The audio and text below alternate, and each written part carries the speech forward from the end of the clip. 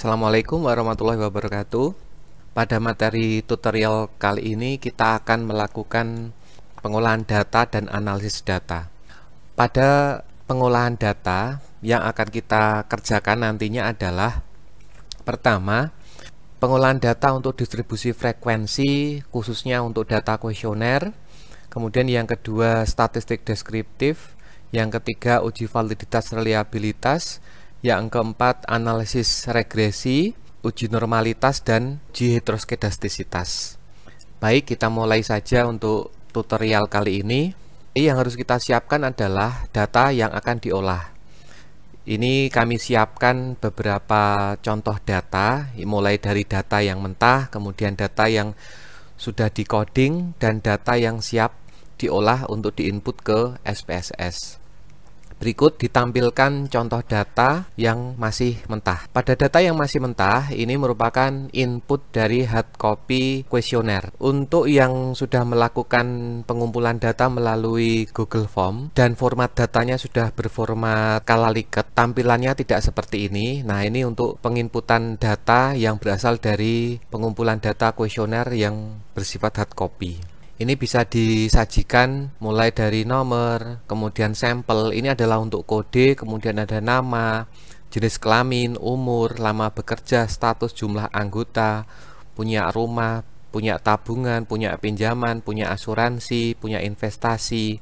Untuk input kuesioner saya sarankan dilakukan coding. Jadi jangan memasukkan pertanyaan langsung sebagaimana yang ada di kuesioner. Kemudian untuk setiap variabel nanti dikasih ada tambahan variabel yaitu total dan rata-rata. Total dan rata-rata ini nantinya adalah sebagai variabel, sedangkan yang ada kode 01, 02, 03, 04, 05, 6, dan 7 ini merupakan indikator.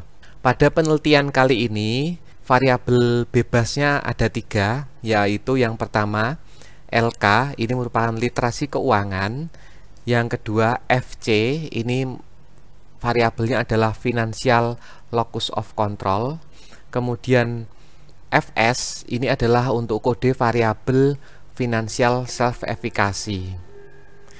Kemudian yang menjadi variabel terikat adalah PKP, yaitu pengelolaan keuangan pribadi. Dari data mentah ini kita perlu lakukan coding. Untuk data-data yang sifatnya itu tulisan, misalnya laki-laki, kemudian perempuan, ini harus kita kode. Untuk pengkodingannya kami serahkan sepenuhnya, yang penting nanti konsisten. Nah, ini yang saya lakukan. Misalnya laki-laki saya kasih coding dengan angka 1. Jadi ini dilakukan manual, tapi kalau misalnya mau dilakukan secara otomatis juga bisa. Kemudian yang perempuan misalnya dikasih angka 2. Demikian seterusnya sampai terisi semua. Kemudian untuk lama bekerja, ini satuannya harus sama semua. Misalnya di sini ada tulisan 3 bulan, ini tidak boleh, ini harus diganti misalnya menjadi tahun, berarti 3 bulan menjadi tahun berarti 0,25. Berasal dari 3 dibagi 12 ketemunya 0,25. Kemudian status belum menikah, kemudian status menikah ini juga harus di-coding, dilakukan pengkodean. Misalnya yang belum menikah ini dikasih angka 2, sedangkan yang sudah menikah dikasih angka 1. Kalau misalnya dibalik juga boleh, yang penting adalah konsisten. Kemudian coding untuk punya rumah sendiri. Punya rumah sendiri dikasih angka 1, yang belum punya kasih angka 2, dan seterusnya. Kemudian punya tabungan misalnya ini kasih angka 1, yang tidak punya angka 2, yang punya pinjaman itu 1, tidak punya pinjaman 2. Kemudian punya asuransi itu 1, tidak punya 2. Kemudian punya investasi rutin, yang punya itu kasih angka kode 1, yang tidak punya dikasih angka 2. Untuk coding kuesioner ada 5 kode, ada 5 tingkatan, mulai dari SS itu maksudnya adalah sangat setuju, S itu setuju, CS itu cukup setuju, TS itu tidak setuju, kemudian STS sangat tidak setuju. Kalau kita lakukan secara manual, ini tidak efisien, waktunya nanti bisa habis. Kita bisa melakukan fungsi replace secara langsung.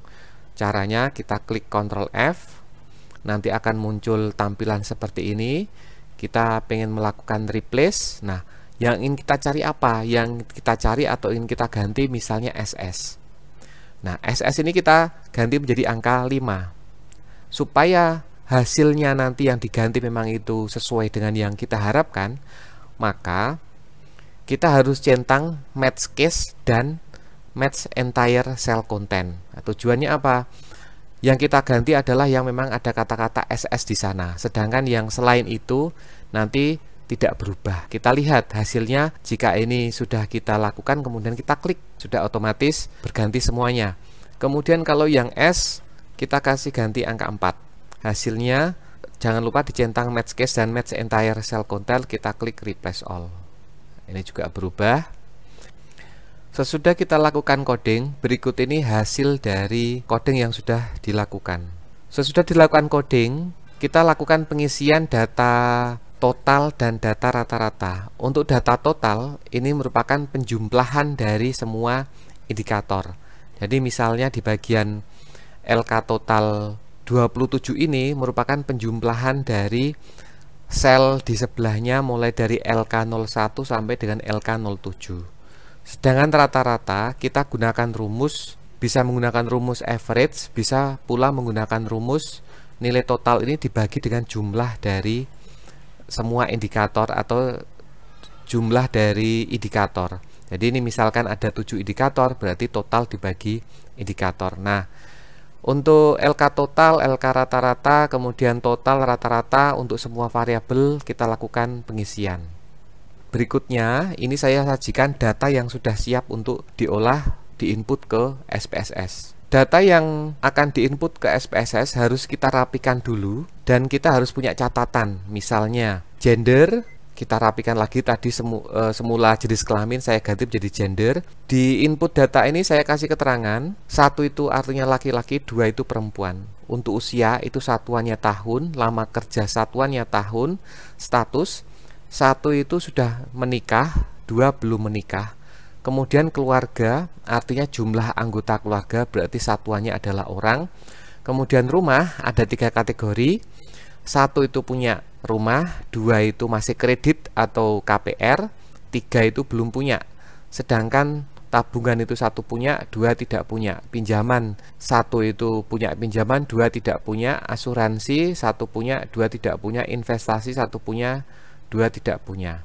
Kemudian data untuk rata-rata ini harus kita rapikan. Caranya, jika sebelumnya satuan desimalnya itu ada 4 digit, kita samaratakan, kita samakan, kita menggunakan satuan desimalnya sebanyak 2 digit khusus untuk rata-rata. Nah, caranya ini kita blok, kita klik untuk variabel rata-rata ini, kemudian kita klik kanan. Di klik kanan ini nanti kita klik format cell. Di format cell ini kita pilih number, kemudian decimal place-nya kita pilih decimal place-nya adalah pilih 2. Kita lakukan ini untuk semua variabel, yaitu untuk LK rata, untuk FC rata, kemudian untuk FS rata, dan untuk PKP rata. Jika sudah selesai persiapan untuk input, maka data ini harus kita simpan dan kita tutup. Kita mulai persiapan untuk pengolahan SPSS. Kita klik menu Windows, kemudian kita cari IBM SPSS statistik. Di sini kami gunakan IBM SPSS statistik seri 22. Berikut ini adalah tampilan SPSS. Untuk memulai pengolahan data, kita harus menginput data yang sudah kita persiapkan sebelumnya dari Excel untuk masuk ke SPSS. Untuk input data, kita klik Open Data. Kemudian dari Open Data ini kita pilih atau kita cari tempat penyimpanan file kita itu ada di mana. Nah, tapi sebelumnya kita klik file of type-nya, karena file kita adalah Excel sehingga kita ganti ini menjadi Excel.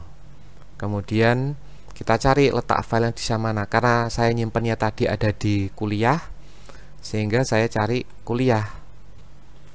Ada di folder kuliah 2024 ganjil. Kemudian ada di tutorial analisis data. Yang masuk di siap olah adalah 03 olah untuk contoh siap olah SPSS. Saya klik, kemudian open. Kita pastikan worksheet atau sheet yang kita pilih ini ada sesuai. Tadi saya simpan di sheet 1, sehingga saya pilih sheet 1, kemudian pastikan format datanya juga sudah betul, sehingga ini dicentang read variable names from the first row of data. Ini juga kita centang, kemudian kita klik. Berikut ini merupakan tampilan dari data. Sebelum diolah, kita pastikan desimalnya itu sudah benar, yaitu untuk beberapa variabel ada desimalnya itu yang sampai, misalnya yang untuk rata-rata desimalnya sampai 16. Nah, ini kita ganti, kita samakan, untuk desimalnya kita ganti menjadi 2 digit semua atau 2 angka di belakang koma semuanya. Langkah berikutnya, untuk setiap variabel yang akan kita input nanti untuk olah, kita lakukan pengisian nama variabel. Yang kita akan olah adalah rata-rata, sehingga kita kasih atau kita berikan nama di variabel tersebut. LK rata, ini kita masukkan nama variabelnya yaitu literasi keuangan. Kemudian FC, ini rata-rata juga kita masukkan financial locus of control. Kemudian FS ini adalah financial self efficacy. Dan PKP rata adalah pengelolaan keuangan pribadi.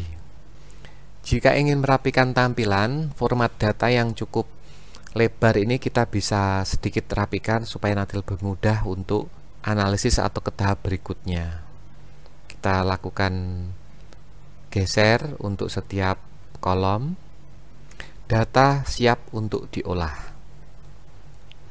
Jangan lupa untuk setiap proses kita simpan untuk jaga-jaga data tidak hilang.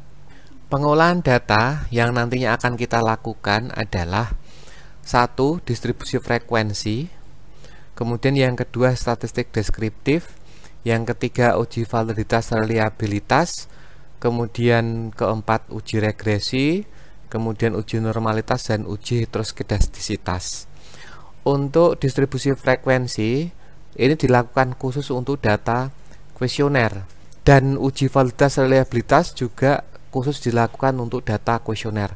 Jadi untuk penelitian yang dilakukan dengan data sekunder dan tidak diukur dengan indikator-indikator, nanti tidak perlu melakukan analisis distribusi frekuensi dan uji validitas reliabilitas.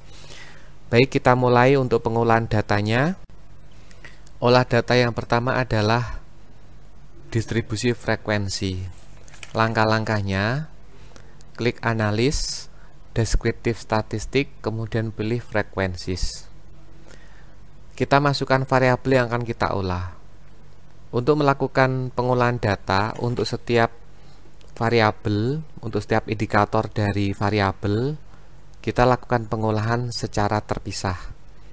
Ini kita memasukkan LK 01 sampai 07, kita masukkan. Kemudian klik statistik. Kemudian yang dicentang adalah kuartil, kemudian mean, median, modus atau mode, kemudian sum, kemudian standard deviation, variance, minimum, dan maksimum, kemudian klik continue. Jika sudah, kita klik OK. Ini hasilnya. Kita lakukan pengulangan untuk semua variabel, yaitu variabel FC atau financial locus of control, kemudian FS financial efficacy, dan pengolahan keuangan pribadi. Kita lakukan dengan cara yang sama seperti tadi, hanya saja bedanya untuk yang langkah kedua kita tidak perlu klik statistik lagi karena dia otomatis sudah ada. Misalnya FC kita masukkan, FC1 sampai FC7 kita masukkan. Kalau kita klik statistik dia masih muncul seperti ini, jadi tidak perlu diulang lagi. Kita klik continue, kemudian kita klik OK. Demikian seterusnya lakukan untuk semua variabel yang kita teliti. Berikut ini merupakan hasil dari pengolahan distribusi frekuensi. Karena dalam penelitian ini ada 4 variabel, maka jumlah outputnya di situ juga ada 4, yaitu yang pertama literasi keuangan, yang kedua FC Financial Locus of Control, yang ketiga Financial Self-Efficacy, dan yang keempat pengolahan keuangan pribadi. Jangan lupa kita simpan file kita hasil pengolahan. Misalnya kita simpan dengan output analisis data, kemudian klik save. Olah data yang kedua adalah statistik deskriptif. Untuk statistik deskriptif ini yang kita lakukan atau yang kita olah hanya untuk variabelnya. Jadi untuk statistik deskriptif ini untuk penelitian yang berasal dari data sekunder, kemudian untuk yang berasal dari kuesioner yang kita olah adalah yang rata-ratanya. Langkah-langkahnya, kita klik analis, kemudian deskriptif statistik, kemudian kita pilih deskriptif. Kita masukkan variabel literasi keuangan, financial locus of control, financial efficacy, kemudian pengelolaan keuangan. Optionnya yang kita pilih adalah mean, standar deviasi, minimum, maksimum, variance. Kita klik continue, kemudian klik OK. Ini adalah hasilnya. Olah data berikutnya yang akan dilakukan adalah analisis statistik deskriptif. Yang akan kita olah nantinya adalah variabel untuk penelitian yang berasal dari data sekunder, sedangkan untuk penelitian yang berasal dari kuesioner yang kita olah adalah nilai rata-ratanya. Langkah-langkahnya, klik analis, deskriptif statistik, kemudian deskriptif. Kita masukkan variabel yang akan kita olah satu persatu. Literasi keuangan kita masukkan, optionnya kita pilih mean, standard deviation, variance, minimum, maksimum, kemudian klik continue, kemudian kita klik OK. Nah, ini hasilnya. Kemudian kita lakukan untuk yang variabel ke berikutnya. Kita keluarkan dulu, kemudian kita masukkan yang financial locus of control. Optionnya tadi sudah dicentangi sehingga kita tidak perlu centang ulang lagi. Kita klik continue, kita klik OK. Ini hasilnya. Kemudian kita lakukan untuk di variabel berikutnya. Sebetulnya kita juga bisa melakukan secara bersama-sama. Untuk semua variabel kita masukkan, misalnya klik deskriptif, kemudian semua variabel yang akan kita analisis atau kita olah kita masukkan bersama-sama. Literasi keuangan, financial locus of control, financial self-efficacy, pengelolaan keuangan kita masukkan. Kita klik OK juga sebetulnya bisa. Ini nanti untuk variasinya atau model pengolahannya boleh nanti dipilih yang mana. Pengolahan yang ketiga adalah uji validitas reliabilitas. Untuk menjalankan uji validitas reliabilitas, langkahnya klik analis, kemudian klik scale, pilih reliability analysis. Untuk uji validitas dan reliabilitas kita lakukan untuk setiap indikator dari variabel yang diteliti. Karena di sini nanti ada 4 variabel, maka kita lakukan 4 kali proses olah data. Yang pertama kita akan input untuk LK atau literasi keuangan. Kita klik literasi keuangan, indikator literasi keuangan ke 1 sampai 7, kemudian kita masukkan ke dalam item. Kemudian klik statistik. Di klik statistik ini yang kita pilih adalah scale if item delete. Kemudian kita klik continue, kemudian klik OK. Ini merupakan hasil dari uji validitas reliabilitas. Ada reliability statistik rubah alpha, kemudian ada item total statistik yang kita pakai adalah corrected item total correlation. Kita lakukan berikutnya untuk variabel selanjutnya. Sebelumnya kita harus keluarkan dulu untuk indikator-indikator ini. Kita masukkan FC, kita masukkan, klik statistik, pastikan ini scale if item delete sudah dicentang, klik continue, kemudian di OK. langkah-langkah ini untuk semua variabel yang kita teliti. Berikut ini merupakan hasil pengolahan untuk reliabilitas statistik karena di penelitian ini ada 4 variabel, maka outputnya juga ada 4 uji validitas reliabilitas. 1, 2, 3, 4. Pengolahan data yang keempat adalah analisis regresi. Langkah-langkah yang kita lakukan untuk melakukan analisis regresi: klik analis, klik regression, kemudian kita pilih linear. Klik berikut ini tampilan dari analisis regresi. Untuk dependen kita masukkan pengelolaan keuangan pribadi tadi yang merupakan hasil dari rata-rata. Kita masukkan, kita klik sampai muncul tampilan seperti ini, kemudian klik dependen. Sedangkan untuk dependen yang kita masukkan adalah rata-rata untuk literasi keuangan, financial locus of control, kemudian financial self-efficacy. Jika sudah, kita klik statistik. Yang kita pilih adalah path and partial correlation, collinear diagnostic, kemudian Durbin-Watson, kemudian klik continue. Untuk plot yang kita pilih adalah histogram, normal probability plot, kemudian produce all partial plot. Kemudian untuk scatternya kita masukkan asterisk masuk ke Y dan Z-pred masuk ke X. Kemudian klik continue. Kemudian klik save. Save yang kita pilih adalah residual, kemudian klik unstandardized residual.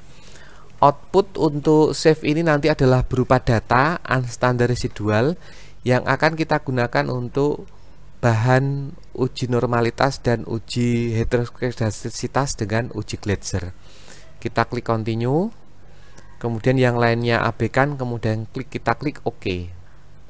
Berikut ini merupakan hasil dari analisis regresi.